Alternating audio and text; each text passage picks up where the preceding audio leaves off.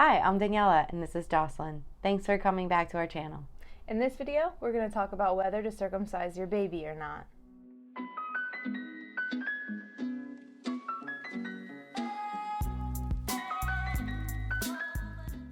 As many of you may know from our gender reveal, we're expecting 2 girls and 1 boy.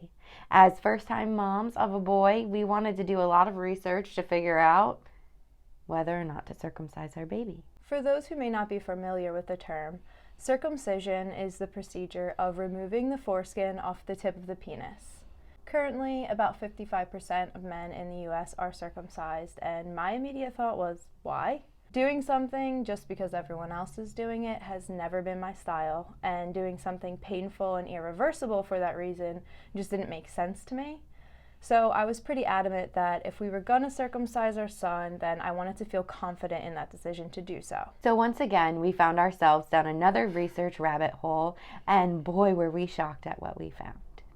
Because there's so much out there, and sometimes it's conflicting, we thought it was important to lay it all out there, share our resources for anyone else who may be conflicted on whether or not to circumcise their baby. In this video, we're going to share the history behind circumcision, the recent medical research, and where the debate still lies, especially here in the United States where we currently live. All the references made in this video can be found in the description below, so definitely feel free to check them out. We primarily looked for medical journals, advice from doctors, as well as .org websites. So first, let's talk more about the history of circumcision and how it became so popular in the US. Way back in the day, before 600 AD, circumcision could be tied to a few different religions. In the Muslim culture, boys were circumcised between 6 and 12 years old, and in the Jewish community, it's believed that they were the first to circumcise newborns. Surprisingly, the New Testament tells Christians that circumcision is not a necessary part of their faith. Why was this tied to religion? One reason was that it decreased the drive for sexual intercourse by weakening the organ in question. This idea stuck and was also found a bit later in the mid-19th century Victorian era, where in England and the United States they were using circumcision as a cure for masturbation, which was determined as very unhealthy back then. Then eventually in the mid-20th century, the American medical community started promoting circumcision to prevent tight foreskin, even though it's pretty normal in young boys, and they claimed that circumcision was more hygienic. Over the years, despite the scientific proof of these alleged beliefs, circumcision became the fashionable thing to do. And thanks to this lovely capitalistic society, circumcision is believed to grow in popularity in the US throughout the mid-20th century because of our fee-for-service medical system, where each procedure generates a financial obligation to the patient, creating an additional income stream for doctors. By the 1970s, circumcision was peaking in popularity, with about 85% of men being circumcised. It was just becoming the normal thing to do. Surprisingly enough, at the same time that circumcision was peaking in popularity in the US, it was actually decreasing in other English-speaking countries. Outside the United States, 75% of men around the world enjoy their natural intact penis, foreskin and all. According to Intact America, while around half of the boys in America are still being circumcised, circumcision is virtually unknown throughout the rest of the world, except for in Muslim and Jewish cultures. Although this was pretty much all the evidence I needed to make my decision on whether or not to circumcise our son, I was still curious about the scientific evidence that is circulating out there right now promoting circumcision. From our research, we found the most common reason why people are circumcising is either religious reasons or the baby's father or siblings are also circumcised. There's also other claims out there that circumcision is more hygienic and can prevent things like urinary tract infections, certain STDs, and penile cancer, which sounds really beneficial. So I was very curious to dig into the scientific research behind these claims.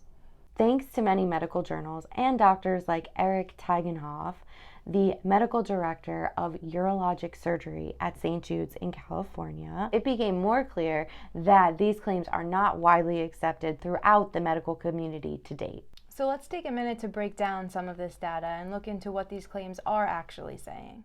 First, let's look at the widely used claim that circumcision prevents UTIs in boys. We found evidence that shows in a circumcised boy, there is a 1% chance of getting a UTI within your first year. We have also found evidence that shows in an uncircumcised male, there is a 1% chance of getting a UTI within your first year. So that debunks the myth that circumcision is preventing UTIs, which are already really uncommon to begin with. Speaking of infections, anytime we have a cut on our body, it does increase the chance of infection. So I was curious to see infection rates for the actual circumcision procedure.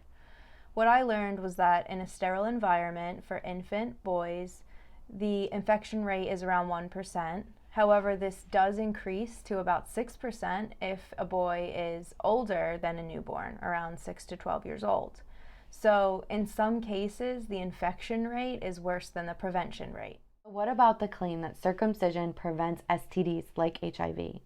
This is also misleading. Let the record show there have been studies out there that prove that circumcision helps with HIV, but that is only in areas of the world where HIV rates are much higher than the United States, like Africa.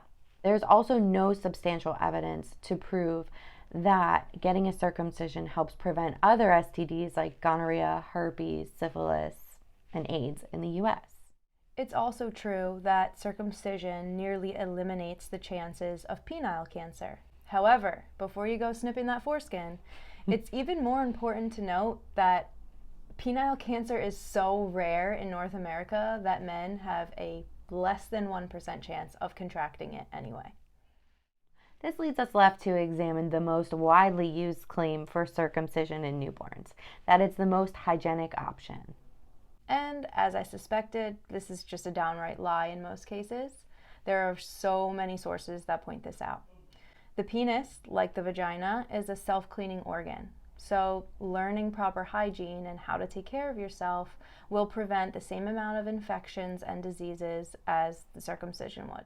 So the biggest conclusion we made when it came to the medical considerations of circumcision is, although there are not many risks related to circumcision, there are also not many benefits.